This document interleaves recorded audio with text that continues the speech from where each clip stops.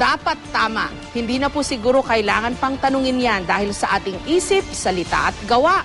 Dapat yun lamang tama at nararapat ang ating sundin at gawin. Maliit pa po tayo, nabusog na tayo sa mga turo ng ating mga magulang, mga nakatatanda, mga guro, ang mga lider ng simbahan, pati na ang mga lider ng ating komunidad at pamahalaan kung ano ang tama.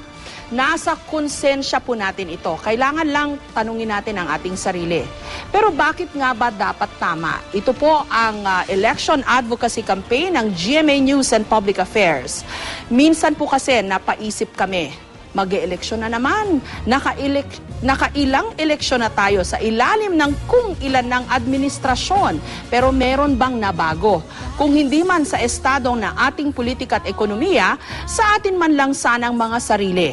Ngayong eleksyon, dapat tama ang iasal ng lahat at hindi yung mga maling-mali.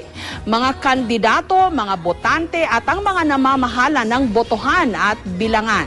Pumili ng tama, maging mapanuri at pagkatapos ng eleksyon, ipagpatuloy natin ang kampanya para ituwid ang mga maling-mali sa ating lipunan pati na sa ating mga sarili. Kaya dapat tama.